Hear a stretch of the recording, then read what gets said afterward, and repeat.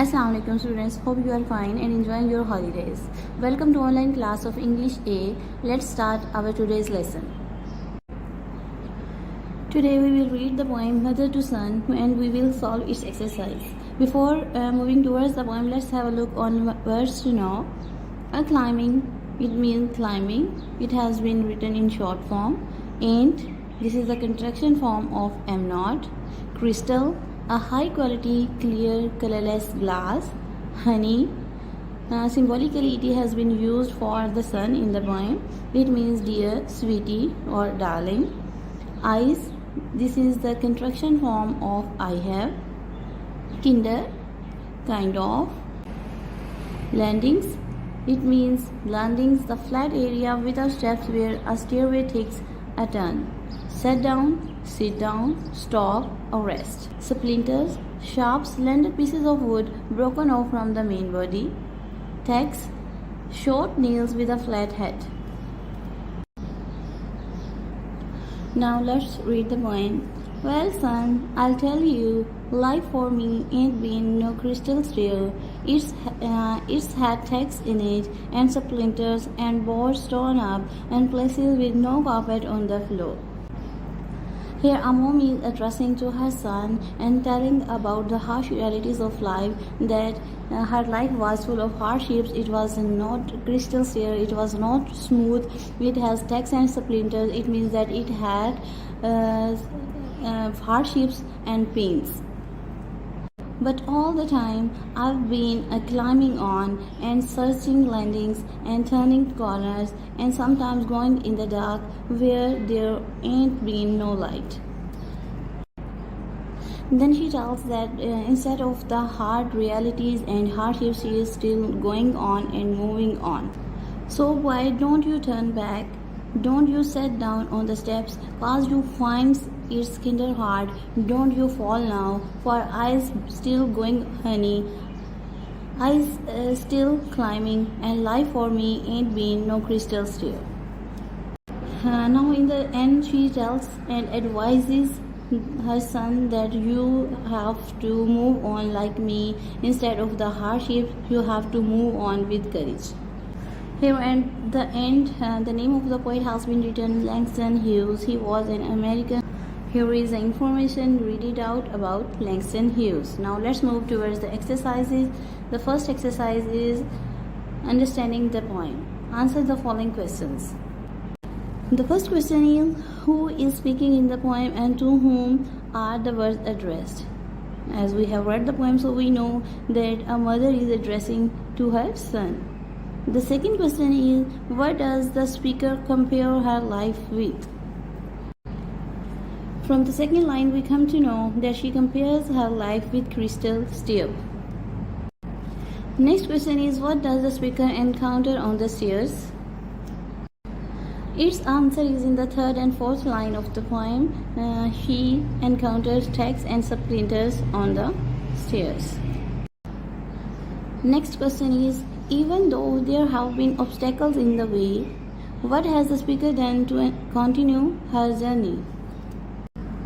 Its answer is that she didn't turn back and she didn't sit down. Next question is, which three pieces of advice does the speaker give the boy? She advises, don't turn back, don't sit down, and don't fall. The next question is, which sentences are repeated in the poem? The second and last lines are saying, life for me ain't been no crystal stair. The last question of A1 is, which line is the shortest? Why do you think the poet made this line so short? The seventh line is the shortest.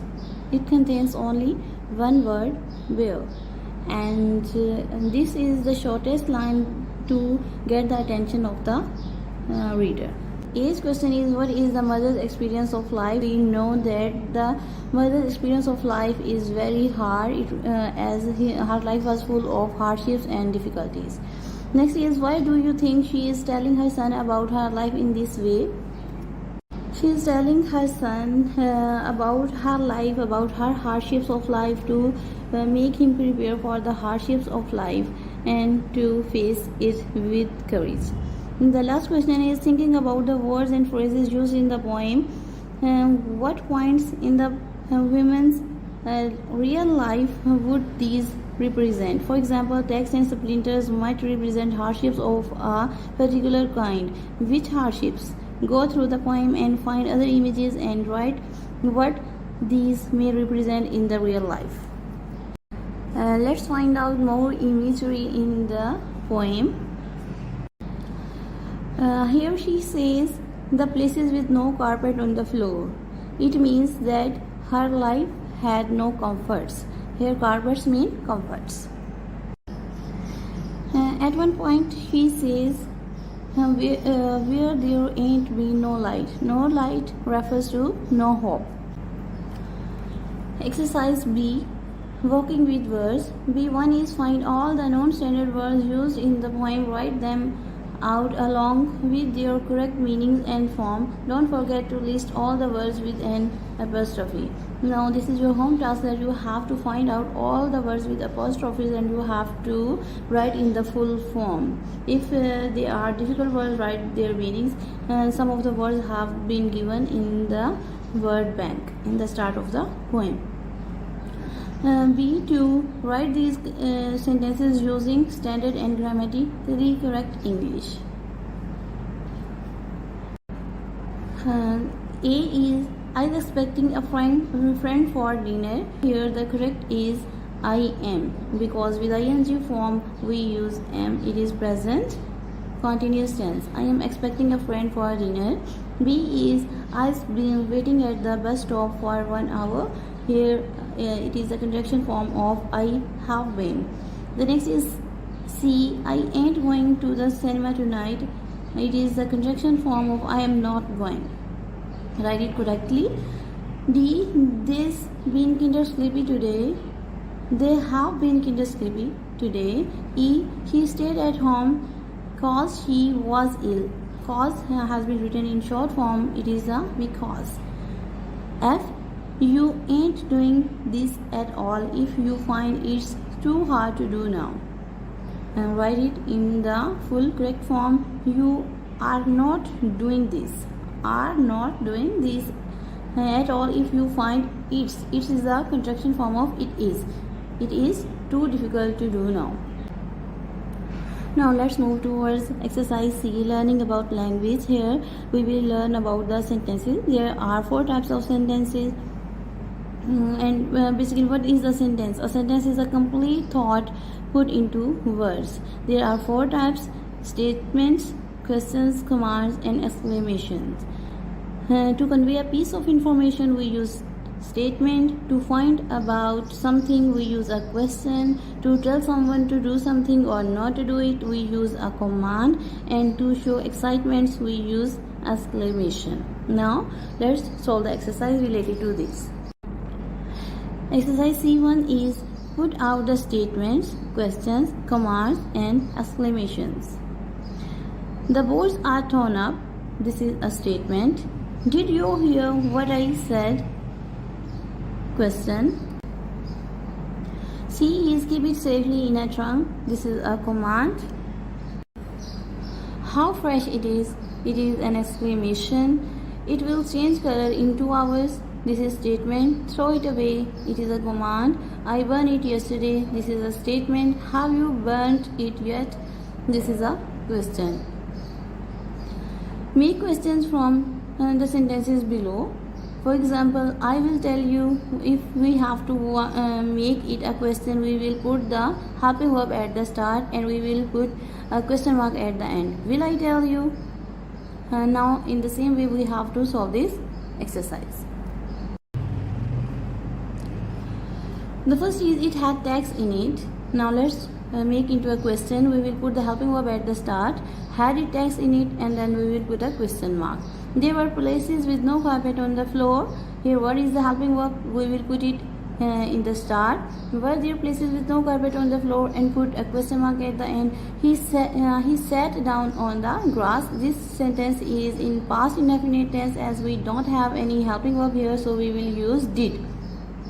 And when we will use it, we will change the second form of verb into the first form of verb.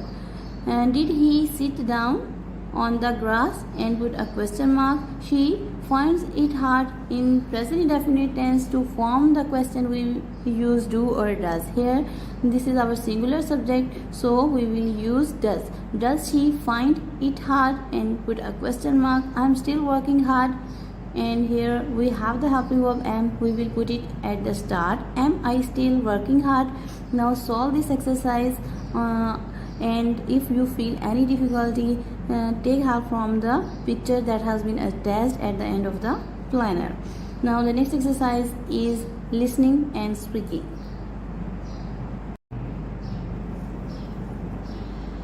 Listen and say these words aloud. Hat, fat, mat, man, pan, can, bad, mad, fat, hate, fate, mate, me, pain, cane, bait, meet, fate. Now the second exercise is learn the poem you have read by heart, recite it aloud, and try to say it better each time. Remember that it is being spoken by a mother to her son, and the mother wants to get across to the son that her life has been hard, but wishes to encourage him to make something of his life. You have to learn the poem. Each exercise is composition. Here is your home task. You have to write a poem. Let's see what they are saying. Try to write your own poem in which you give someone, a brother, sister, or friend, some good advice. The poem can rhyme or not. As in the current selection, use words you would normally use in your everyday speech. The second is, how will your poem be different from that of a father giving advice to his son, or daughter, or a teacher giving advice to a pupil? Now try to compose your own poem. Now read the poem again and solve the exercises and do your homework. I hope you have understood today's lesson. Thank you for listening. Allah Hafiz.